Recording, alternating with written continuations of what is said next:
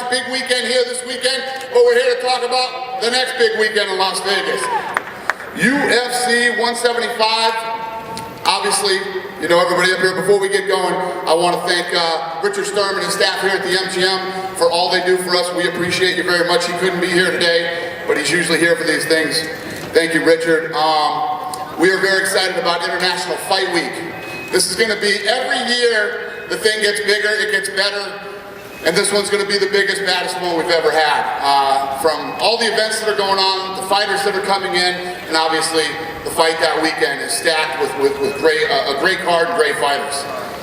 Who has the first question? Raise your hand, they'll bring you the mic. We'll get to the fans later. Let us get the media, then we'll get to you guys. You guys just relax. First question is for Chris. Chris, could you tell us how you hurt your knee and how you are right now? Yeah, long story short, you know, both my meniscuses on both my knees would click into my joint every once in a while. It started becoming an issue, and I just had to get it taken care of. And so I got them scoped out, and the knees never felt better. After the scope, how long before you were able to get back to activity? I was pretty, I can't tell you exactly, maybe like a day or two, I was pretty much right back. Oh, really? Okay. Yeah, not to like sparring or anything like that, but, you know, physical therapy and maybe the arm bike and stuff like that. Question for Wanderlei, right in front of you, Wanderlei. If you can comment on sort of the fight you had with Chael, and it seemed like, you know, fighters are paid to fight in the cage and not fight outside, and it seemed like, you know, that was out of character for you. Can you explain your role in that and what happened? Yeah, this is a bad situation, you know, and we're gonna finish this on July 5th, and we're gonna beat him so bad. Can you tell us what led you that day to start the fight in the gym? No, that day is like everybody's a man, you know. I am a man too. I don't like what he do with me, what his position with me in the show, you know. And he touched me, and after you touch, you broke the rules. And then, can I ask a question to Rhonda, please? Rhonda, And you know what? Let me just jump in before we move on, because I just want to say this for the people that don't know what happened and the people that don't. They got into a physical altercation on the Ultimate Fighter Brazil. I don't fault either one of these guys. These guys don't like each other. You know, that's what makes fun TV. When people don't like each other, it was our production. The people who are running the production in Brazil, you don't ever let it escalate to a point where the guys put their hands on each other, and that happened to Brazil. They did that, and it's just as bad as it can get. So we take responsibility for that one, not them. We knew they didn't like each other going in, and they're professionals. They fight for a living, but they hate each other. We knew that going in, and it wasn't stopped. That's on us. Thank you, Dana. And Rhonda, I want to ask you about your trip to Cannes and how that came about. And it seemed like it's a tough time for you with training camp around. Can you explain a little bit about how you got to go to Cannes and what that experience was like for you? I mean, it was, my camp officially starts tomorrow, actually. The 24th is 6 weeks out. And there was just a lot of fortuitous coincidences that all fell in a row that I wouldn't even be able to go to Cannes. It was kind of a last minute thing. I wasn't going to go at all. And, you know, it was really cool and interesting experience, but I'm just kind of not really focusing on the movie stuff or talking about it at all until July. I have one day of reshoots Entourage to do on June 3rd, and that's the only time I'm going to really think about movies at all. Hello, my first question is for Chael. I was curious how it feels to have the role reversal happening since that fight happened on The Ultimate Fighter. It seems now that the Brazilian fans are pulling for you. How does it feel to be the good guy? I don't like it. The Brazilians were my accomplices. Okay, I wanted to fight Anderson Silva, and by the time that media tour was done, they wanted the same thing. And I think eventually they got to that conclusion. But what I would really like for you to understand is that on July 5th and on July 6th, the biggest UFC of the year, on the biggest fight weekend of all time, complete with Expo, will be headlined by yours truly. And I would like to thank Chris and Rhonda for providing an encore to the main event. Rhonda, what do you have to say to that?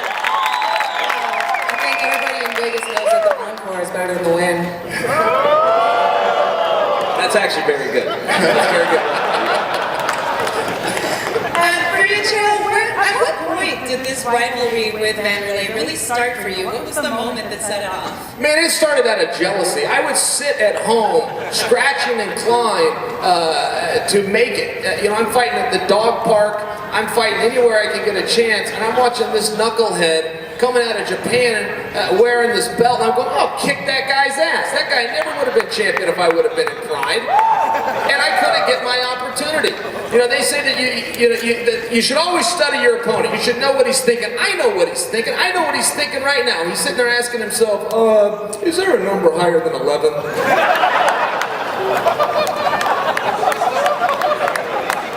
I like that one, Rhonda. 11. My next question is for Chris, the champ here. How does it feel for you to finally have put Anderson Silva in your rearview mirror to move on to a new challenge? Does that give you a new spark in your mentality going into this fight? Yeah, definitely. I felt in the second fight I had a lot of proof, to get the first fight off my back, and even the second fight, definitely didn't end the way I wanted, but after being in there twice with him, and I feel like I dominated both fights pretty good, that I just knew I'm the better fighter, so I'm able to put that behind me and move on in the middleweight division. And I'm excited to fight Lyoto Machida. He's a tricky guy. I'm going to have to figure him out. And for Lyoto, for you, what would it do for your legacy to finally achieve both a middleweight and half the light heavyweight title in the UFC? O que significa para o teu legado você ter tido já o cinturão do meio pesado e agora do peso médio? Na verdade, eu não estou pensando muito nesse aspecto. Eu acho que o meu foco é totalmente na luta e eu não estou pensando no que vai acontecer depois, se eu vou ter mais um cinturão ou não. Eu quero focar realmente no meu oponente. I'm really not thinking about that. I'm focusing on the fight right now. I'm not thinking about the belt. What I'm focused on is my opponent. Would it mean more to you to avenge Anderson's losses to Chris? E tem significado a mais você dar a revirada das derrotas do Anderson? Não, de forma alguma. Acho que cada um tem a sua carreira, cada um tem o seu meio de mostrar o seu trabalho. O Anderson teve a oportunidade dele e eu estou tendo a minha oportunidade. Acho que não existe nenhum sentimento de revanchismo aqui. In no way. I mean, everyone's got their own career, and this is my chance at the belt, so there's no sense of revenge. Hey guys, Ron Kruk with Inside MMA. A couple questions for BJ Penn. BJ, you've accomplished so much in your career, right here, buddy, in front of you. There you go. But you're doing something that you never have in your 14 plus years, and that's moved to 145. Can you talk about why you decided to come back and why the move to 145? One day, me and Dana were talking, and I wanted to come back and get try another fight with Frankie Edgar again. And I was talking to Dana. I was trying to see what fights there were out there. Dana said, "Why you want to come back?" I said, "I want to take another shot at Frankie, so I'll fight a couple of fights and get to him." And Dana said, "There might be an opening now, but it's at a lower weight, so you make that decision and give me a call back." And before I hung up the phone, I knew the answer was going to be yes. So I'm just really excited how this all turned out. How are you feeling as you start the process? I know you still have time, but getting down to 145. I feel good. I feel skinny. I feel like Bruce Lee. BJ, win or lose, will you have another fight in the UFC? I've had to answer that question a lot of times in my life, but right now we're just one fight at a time. One fight at a time and take it from there. With that said, just one follow-up on that. Do you have a way that, you retired and then you came back, do you have an ideal way that you would like to walk away from the sport? And how do you want the fans here to remember you? I want everybody to know that, I always came out here and I always gave it the best shot I had, whether it went my way or not that night. And, fighting's my whole life, and, the UFC is my whole life, Dana, everything. And just remember me, I was here. Thanks for everything, Dana. Awesome answer, thank you. One quick follow-up to Ronda Rousey. Ronda, yesterday, Dana White said that He believes you could take down Floyd Mayweather in a street All right, wait a minute. Let's clarify this whole thing, okay? I got all the boxing guys going crazy on me. So this is how this went down. Joe Rogan was on ESPN. They asked Joe Rogan, what do you think would happen if Ronda Rousey fought Floyd Mayweather? And Joe Rogan said, depends on where the fight was. If the fight was in the street, if the fight was in the cage, Ronda wins the fight, right? So they asked me the same question. And I said, obviously, if she blocks Floyd, Floyd would tear her up in a boxing match. In a street fight or in an MMA fight, not only would she beat him, she would hurt him badly. Okay? That's what I said. Now, Gareth Davies and a lot of other uneducated boxing guys don't understand about judo and grappling. And I was that guy once. I came from boxing and I used to laugh at this. I used to laugh at this shit, okay? I'm not laughing anymore. Get hit with your first leg kick you've ever been hit with. Ronda will kick your feet out from under you and come down. She walks at what? 160? Okay, what, 155, 140? I don't know. What are you walking? All right, if any of you, and I'm not dissing Floyd Mayweather. This is reality, ladies and gentlemen, okay? Floyd Mayweather is this tall. He weighs 135 pounds. She will hurt him badly. Go ahead, Ronda. Any interest?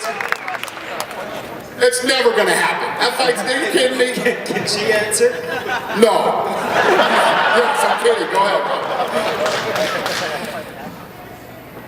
Like, you guys like bait me into saying something nice. Like, seriously. You would never report me saying something like, I think that Floyd Mayweather is the best boxer that's like ever lived, like actual technical boxer, because no one's gonna buy anything of me saying, hey, I like this other person, they're really cool. But, you know, yeah, of course, Floyd would box the hell out of me if we were in a boxing match, but I think that boxing is a limited form of fighting, and we're in a much less limited form of fighting, and so I've trained my whole life to prepare for things that, you know, he hasn't been prepared for. I mean, when he was fighting Maidana, he got kneed in the head and taken down.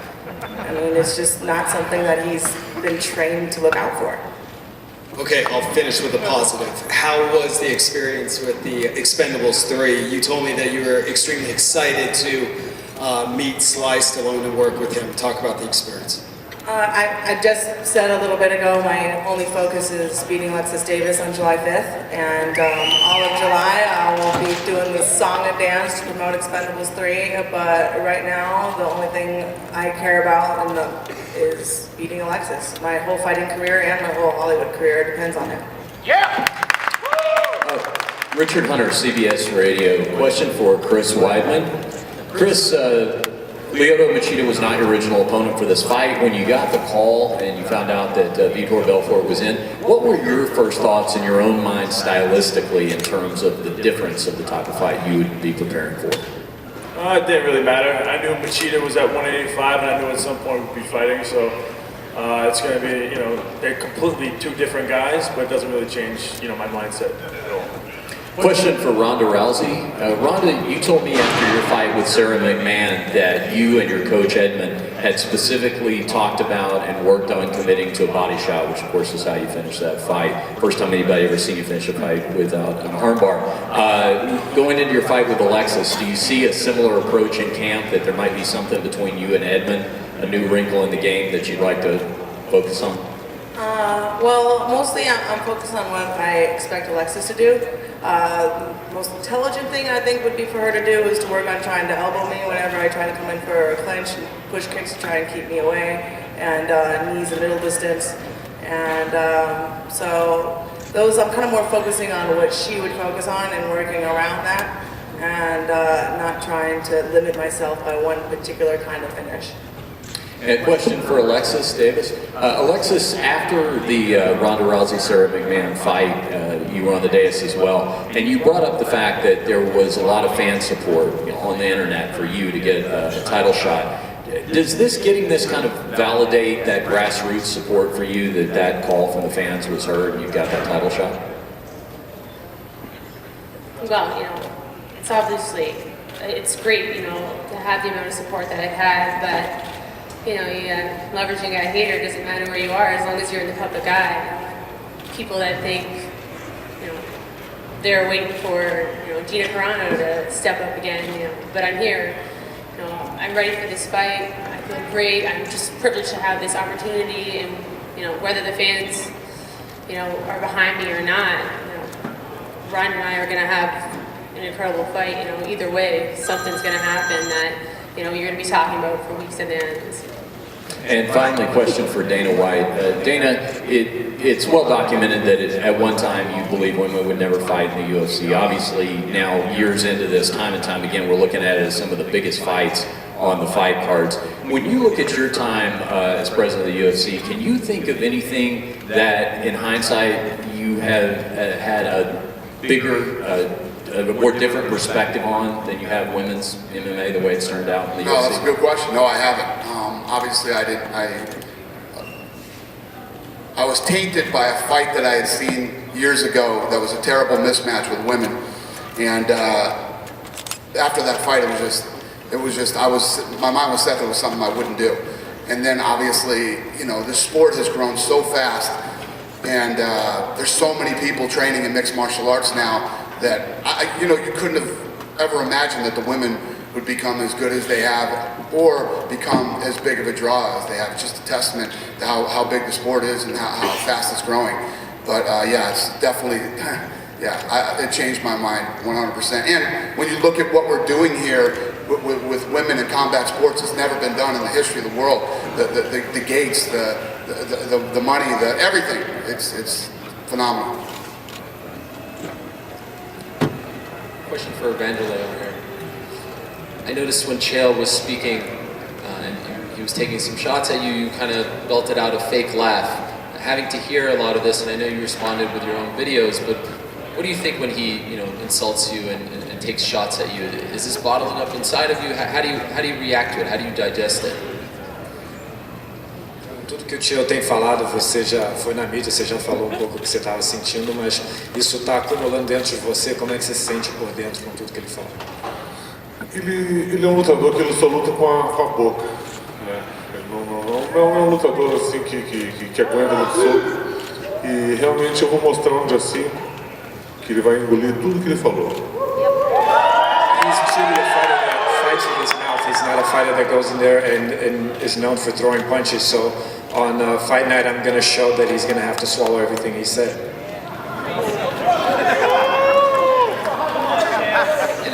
Question for Ronda. Recently, Alexis was doing an interview with Fox Sports. I just want to get the quote out precisely and get your response to it. She said, "It's all karma. Karma is going to come back at you. That's why I'm going to win the belt. Karma is going to come back to her." Talking about some of the things you've done in the past. What do you make of that quote? Well, I don't like to brag, and I don't really say anything about it, but she obviously doesn't know anything about my philanthropic endeavors. And there's a difference between how I decide to do business and how I decide to do good. Do you want to expand on that, Alexis? Why do you think karma is going to come back to get her? Well, first of all, the quote is said a little bit out of context, but... From Ariel? Come on. Come on. How was it said out of context? At the point of the interview where I was laughing at the fact of how well I am at talking crap. Obviously not very well at it. And I said, I just, for me, it's like I can't just say a bunch of crap about somebody else or anything like that. Because for me, I feel like it's all gonna come back to me. It's gonna be the karma that comes back on me. So I'm like, everybody's different. You can talk as much as you can. Obviously, it sells fights, but whether or not I could do it or not, it's obviously apparent to everybody else and to myself that I don't do it very well. So Alexis, can you cite one thing that I've said about you? Yeah, you know what? And that's actually what I said previously. Me, even with McMahon, or Liz Carmouche, you only hear, other than perhaps maybe Kim Kardashian and Cyborg, you know, other than Miesha Tate, that's pretty much what we've heard from Ronda. You know, she's been pretty much respectful to every other fighter that she's come across with, and she's grown with the game. So you think she's been respectful towards you, though, right?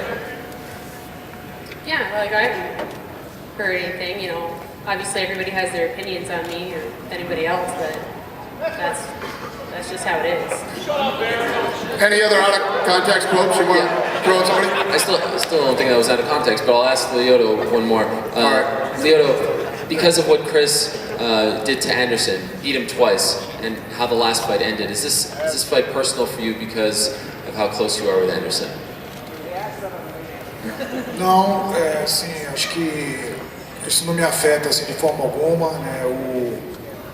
Como eu falei ainda há pouco, né? Cada um tem a sua maneira de lutar, cada um teve as suas chances já. Então, sabe, lógico que eu sou próximo assim, do Alves, a gente tem o mesmo empresário, a gente já treinou junto no passado, mas isso não quer dizer nada para mim. Like I said, this isn't personal to me at all. I mean, to each their own career and the way of fighting. And of course, I'm close to Anderson. We have the same management, but it's a different fight.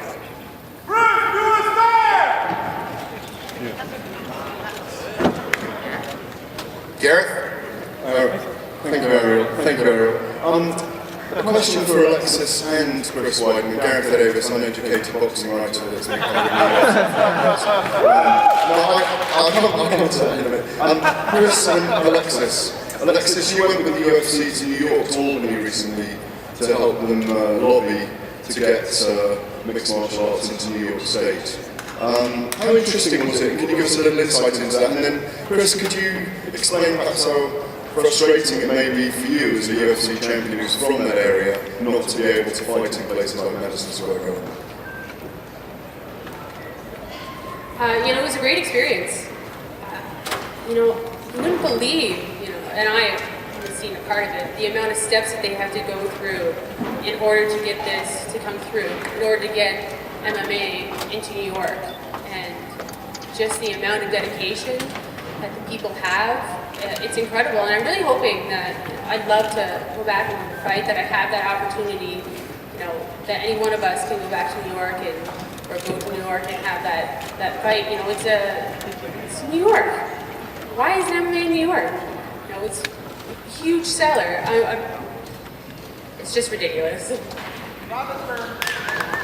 Yeah, obviously I'm from New York, born, raised, still live there, train there. It's disheartening, you know, it doesn't make any sense at all. You can fight pretty much anywhere in the world, and you can't fight in New York, which used to be the mecca of fighting, you know, with the boxing fights and stuff like that. So it's a complete joke, and it got to the point where it's past frustrating. It doesn't make any sense. You know, anybody I talk to within the politic game is very supportive, but it comes down to, you know, one guy, right? I would think we're all on the same page. And the Las Vegas Culinary Union. Yeah, so it's just honestly, it's just dirty politics carrying over right into New York, and now we have two champions from New York, and for us not to be able to fight and give the fans in New York, you know, a show that they deserve.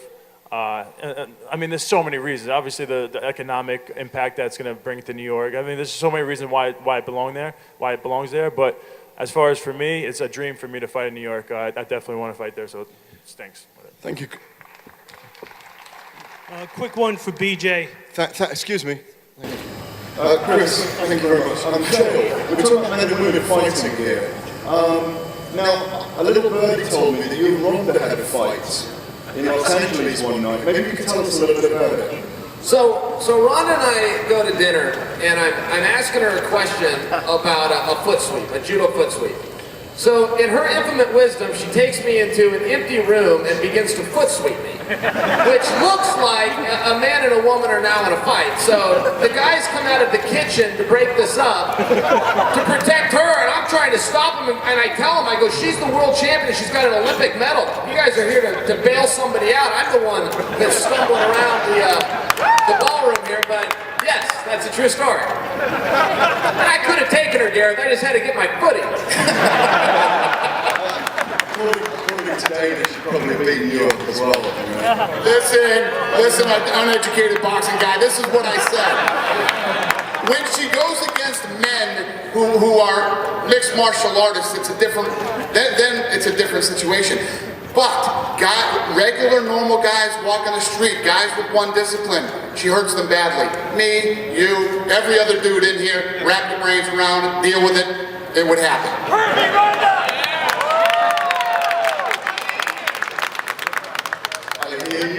I've dealt with it and you're right. Thank you.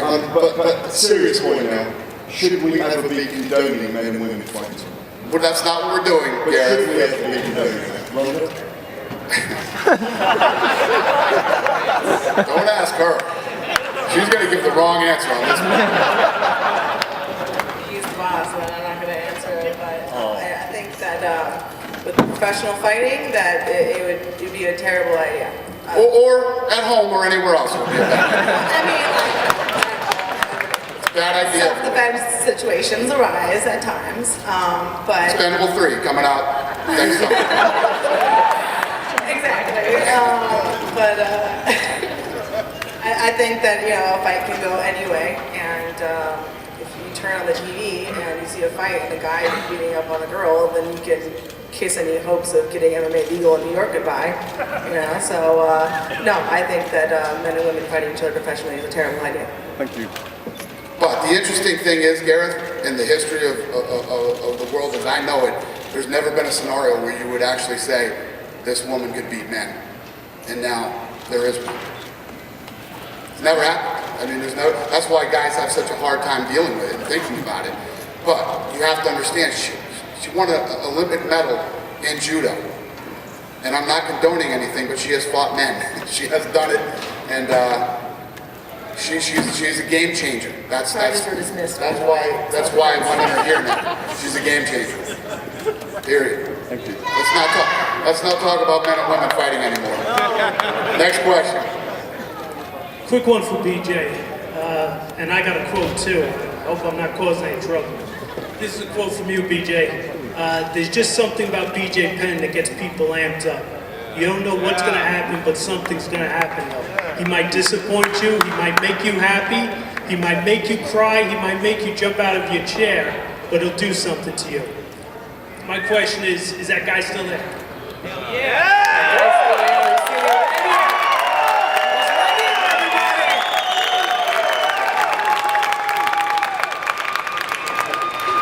That is the truest quote ever spoken. One quick question for Chris Weidman.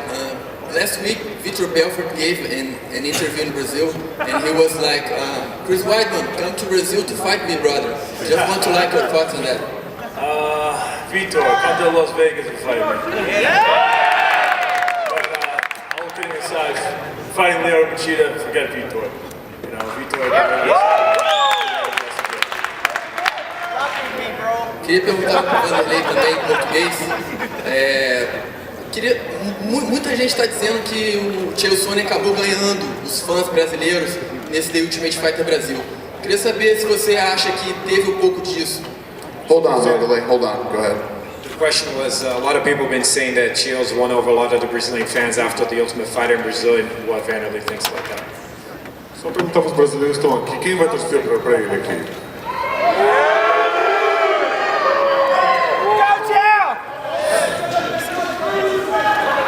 Isso aí é uma verdade. Na verdade, o público está comigo. Vocês vão ver a arena lotada aqui. Dia 5 de julho, todo mundo torcendo para mim. Eu vou dar vitória para todos nós. That's not true. I think the crowd's going to be behind me, and on July 5th, I'm going to take the win home. Hi, my first question is to BJ. BJ, you were in Brazil and you said that you're gonna, do your training camp over there with Aldo and Brown and Alvonian team. Are you going to Brazil? I'm, we have our tickets, everything. We ready. We set to go. I am getting a little bit of flack from my family at this point now, from my wife and my mother about going down there with, just everything kind of been happening down there with Shogun and everybody. So they try to talk to me, but I'm just trying to keep myself as stress-free as possible, and we got a couple of big decisions to make over this next 3 days. Ok, minha outra pergunta vai ser em português para o Wanderlei. Queria que você falasse um pouco da sua lesão, né, que fez com que a luta fosse adiada, como é que ela tá, como é que tá a sua recuperação. Não estou bem, estou entrando. Wanderlei, talk about your injury that forced the fight to be postponed. How you feel? Estou me sentindo muito bem, estou pronto, estou me sentindo na melhor fase da minha carreira e todos podem esperar melhor Wanderlei Silva de todos os tempos no dia 5 de julho. I feel very well right now. I feel like I'm in the best phase of my career, and you can expect the best Wanderlei on July 5th. Eu queria saber do Lioto, o Brasil tinha vários cinturões, agora os dois únicos cinturões são do José Aldo e do Renan Barão. Você acha que é uma pressão a mais para você ter que recuperar esse cinturão? A gente vê o povo brasileiro aqui torcendo, pedindo, então você sente uma pressão a mais por conta disso? For Lioto, Brazil had many belts before. Right now, there's only two with Jose Aldo and Renan Barão. Is there an added pressure of fans from Brazil wanting another belt for the country? A pressão sempre vai existir, mas eu procuro transformar essa pressão numa motivação. Isso é para mim uma motivação para trazer esse cinturão para o Brasil.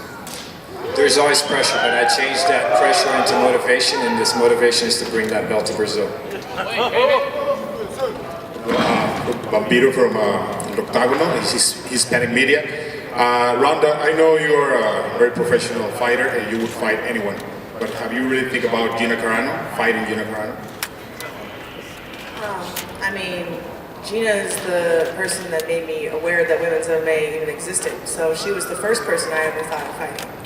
But right now, my only focus is on Alexis. If I don't beat Alexis, then I'll have no chance of ever fighting Gina. So I almost feel like I have to beat Alexis to be able to keep my belt. I had to beat Alexis to be able to keep my career, and I had to beat Alexis in order to maybe one day having that opportunity to fight Gina. But it all depends on me beating Alexis first. Thanks. Dana, what about Anderson Silva? Is he's going to be enough good to get back next year? We know he wants to come back. He's a fighter. He's a natural born fighter. But what do you think about him, about his injury? Yeah, his recovery has been unbelievable. I mean, I told everybody, Lorenzo and I went down there and saw him a couple months after the surgery, and I couldn't believe what I saw when I went there. I was blown away. I just think we have a hard time, when that bone breaks, it freaks everybody out, but it's a broken bone, and it heals just like all other broken bones do. It usually takes 6 to 8 weeks for a broken bone to heal, and then you got to go through some kind of thing. I think a lot of it is going to be psychological, throwing that first leg kick again, and, leg to leg. I'm sure he's kicking the bag and stuff, but as far as I know, everything with Anderson Silva, he's scheduled to come back the end of this year, beginning of next year. Great. And last one for Chael. Tough Latin America's coming back. Do you like Mexicans? Yeah, man, I love it. I'm a big boxing fan, and man, they got a big history. I grew up as a wrestler, and they don't have a tremendous history of wrestling, so I think it'll kind of be like the English fighters. Well, they'll have to learn that and implement it, but man, you can't question their toughness. Cool. Hey, Chael Sonnen here with UFC Tonight. Ronda, Alexis has been on record stating that you cannot armbar her. Is she correct? Well, what is she supposed to say? I mean, is she gonna walk in to fight me and be like, yeah, I'm gonna get an armbar. Everybody watch. Black belt in jiu-jitsu. It's true, she is the first black belt in jiu-jitsu I've ever fought, and so we'll see who's better on the ground, a black belt in judo or black belt in jiu-jitsu. And what about Weidman here, Ronda? Does Weidman have what it takes to beat the former 205-pound world champion? Why are you putting me on the spot? I just want your opinion. This will be private between us. I won't tell anybody what you say. I'm just curious. You won't tell anybody. I won't tell anybody. We'll keep it between us as friends. Look, I've been a huge fan of Leo for forever, and he always has my respect as a fighter. But I am an Olympian and an American, and I will have to go for my countryman right now. Does anybody else have a question that should actually be asking questions? Yes. I'll take one more media question, then we're going to get to the fans. We've got to wrap this thing up in about 5 minutes. Assuming Chael's done here. This one's for BJ then. BJ, obviously the Frankie Edgar rivalry has a personal significance to you, and that's the reason you came back. Would you have come back without that specific fight? Would you have fought again, or was it that fight that If Dana told me to come to 145 and fight any of these other people, there's no way I would have done it. No way. But even if it was a 155 fight or a 170 fight, was it Frankie Edgar and Frankie Edgar only? Yeah, that's kind of how it starts, and then we'll see where this whole thing goes. And why is that so important to you? Let me think. Why is Frankie Edgar important to BJ Penn? You've lost other fights. I don't know if you want to win every fight back, but you know, I had a good run going at 155. Frankie came in, and you know, one thing about Frankie, I say it, he's one of the best ever in the UFC. And I believe that's going to help me coming into this. I've got a very formidable opponent standing on the other side of the ring. Thank you. Thank you. All right, let's get some fan questions. Go ahead, right here. Don't talk about tickets or anything else. Ask questions. All right, this question's for Chael Sonnen. I just have a question. What's your opinion on Wanderlei's wrestling and takedown defense? He's going to need to sharpen that up a little bit. You better hope he can cage fight better than he can street fight. I can tell you, my pet idiot has been in the UFC since 1999, and he's never used an interpreter until today. He said he's going to defeat me and take a victory home. I wish that somebody would ask him if he will admit that his home is 4 miles from here. Awesome. Thanks a lot. Good luck. Thank you. Just like Chris Weidman on UFC 168, I have a statement. First and foremost, I want everyone to join me. My name is Master Sergeant Ortiz, soon to be retired from the 173rd Sky Soldiers. I want to thank the UFC for supporting the troops in the last 12 years of war.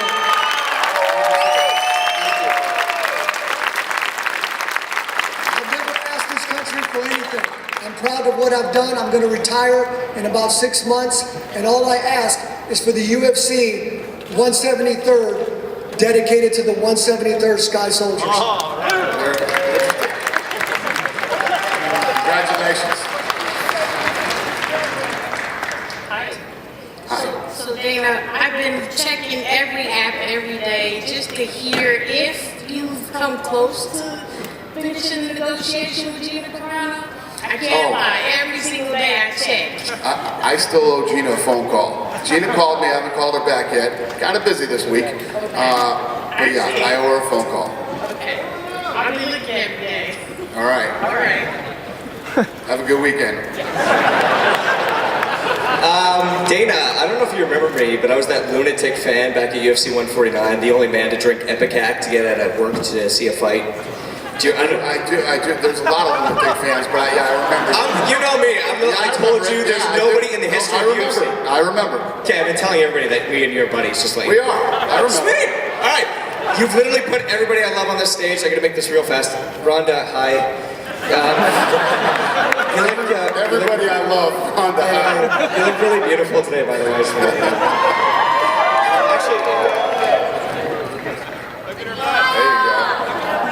I'm gonna make this real fast. Okay, BJ, I saw you at the MGM Grand a couple of days ago. I just want to thank you for the opportunity to meet you. Love you, respect you. Best lightweight ever fucking lived. Sorry, jeez. Wanderlei, I met you before. You're awesome. One of the best. Alexis, best of luck against Ronda, but I have to refer because just, you know. Lyoto, been rooting for you forever. Best of luck. I want to see you hold that title. Weidman, I do love you. I have to thank you because I bet everyone in the world, they're like, nobody's going to beat Anderson. I'm like, UFC 163, you watch this man, it's going to take the title, 3rd round TKO. Or 62, sorry, I'm just totally running right now. Ronda, obviously, you know, I don't care. But this is the man, actually, this guy I got to talk to right now because I got something to say to him. You are the man of the hour who's too sweet to be sour, okay? The women's pet and the men's regret. The reflection of perfection, the man who got my attention, okay? The one with the greatest arms, the one with the best charms, and the one who's gonna do a lot of harm on Saturday night. But right now, it ain't about me. It's about everyone standing here right now. How do they feel standing this close to greatness? Are they not mesmerized? Are they not getting chills? Are they not getting little spines? Witnessing Chael's Sonnen in Chael's building with Chael's people, okay? This man eats T-bone steaks, he lives barbell plates. He is sweeter than a German chocolate cake. And all I gotta say is, when you're the greatest fighter in the world, they got the name for you. They don't call you a great fighter, they call you Chael. You're Sonnen. damn right.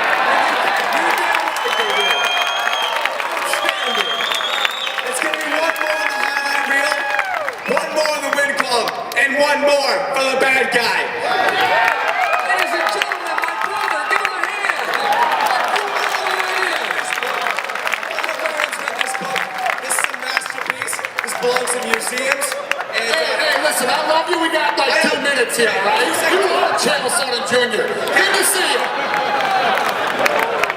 Hey, I got a question for Dana, and it actually doesn't have to do with tickets. My father flew here from India and brought me here for my friggin' 21st birthday. Can't be a better weekend than this. And all I want for my 21st birthday is a picture with you. Me? You. Done. That's easy. And Chael, where'd you learn to perfect those soccer skills you were able to show Wanderlei up with on Tough? I appreciate you watching. I was on fire. You must have a prescription to Fight Pass, which all of you should get to fightpass.com. Thanks for bringing that up, pal. Come on down to the front. Wait right there. Next question. So my question's for Chael. Chael, what exactly are you going to do to Cyborg? I mean, Wanderlei at UFC 175. I can tell you, I'm going to give him a beating. And I like it. The tougher he talks, the more he makes me think he's not going to show up. Every time he's humble, I think he gets closer to signing the contract. But you know, generally he grows confidence when he's got numbers on his side. I really don't know, man, but I can tell you, I will be there on July 5th. I will be headlining the show with my encore presentation coming after that. And the next day, it's going to be one of the greatest fighters of all time in Frankie Edgar taking on the two-time world champion in BJ Penn. 2 shows, 1 weekend. Chael, we love you, man. Thank you, brother. You have very good taste.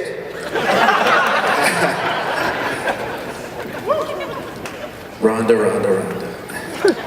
All right, so there's a collection of guys back there. We're all wanting to know, what's your update on this history? Are you dating? Are you still available? I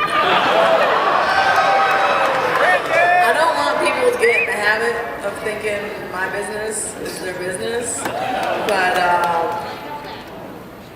yeah, I'm not on Tinder right now. Yeah. I'm not surfing Tinder, if you know what I mean. She has a boyfriend. Next question.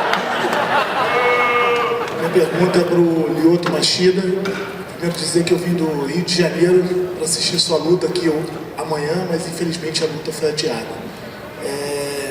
Wanderlei, um prazer também estar aqui com você. Minha pergunta para o Lyoto, essa diferença de estilos entre Karatê e o Wrestling, você tem alguma vantagem em cima do Chris Weidman sobre isso, e se isso vai ser a sua tática. E queria aproveitar também de pedir uma foto para o Wanderlei e para o Lyoto também, por favor.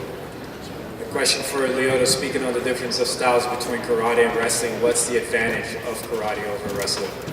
Eu acredito assim que, como é uma luta de MMA, quem conseguir tirar o melhor proveito disso tudo, ou o wrestling do Chris Weidman, ou a minha luta em pé, o meu karatê, tudo vai ter uma vantagem sobre isso, entendeu? Então é muito difícil você prever uma luta dessa, é muito difícil porque tudo pode acontecer. O Chris Weidman é um cara que já mostrou que luta em pé também, que já nocauteou, luta no chão, já finalizou, então como uma luta de MMA eu não posso prever nenhuma situação dessa. It's an MMA fight, so it comes down to whoever can use the discipline better in the fight, and he's shown that he can fight on his feet, he can have submissions on the ground, so anything can happen in MMA. Obrigado, vamos estar torcendo para você lá no Rio de Janeiro. E Wanderlei, estamos juntos também com você. Obrigado. Quando tirar uma foto com vocês, eu agradeço. Com certeza. All right, last 2 questions.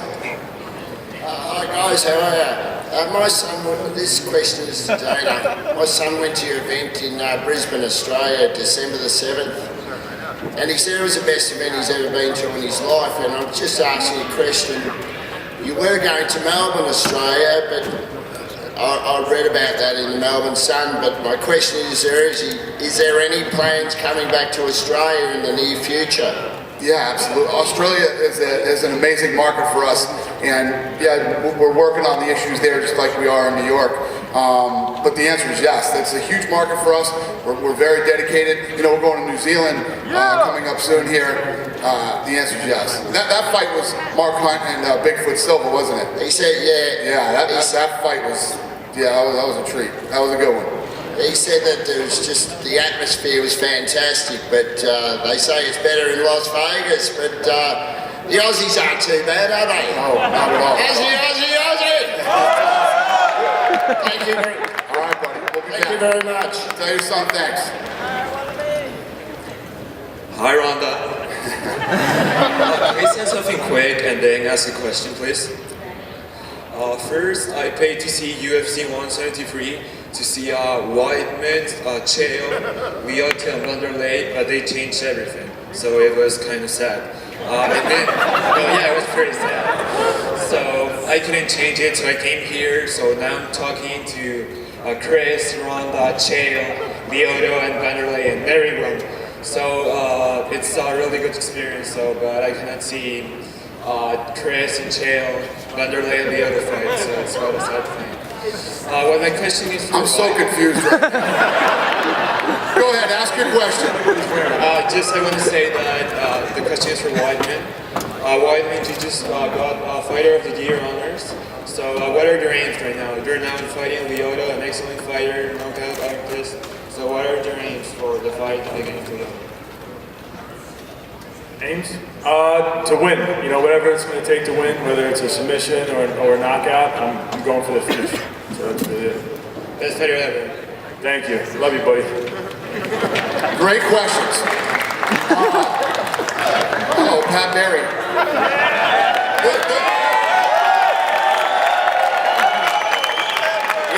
That was the last question, but here we go. I have an idea. This isn't going to be good. What could you possibly want to ask? I was just wondering, I'm sorry for being late. I was just sorry, everybody, for keeping this going.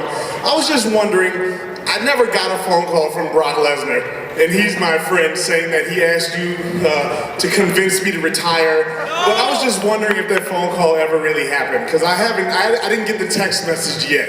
Yeah, I didn't call you either. You know, just wondering. Everybody's like, because I didn't hear from him, and I called him and he hasn't answered yet. So, Brock, answer your phone. Brock loves you.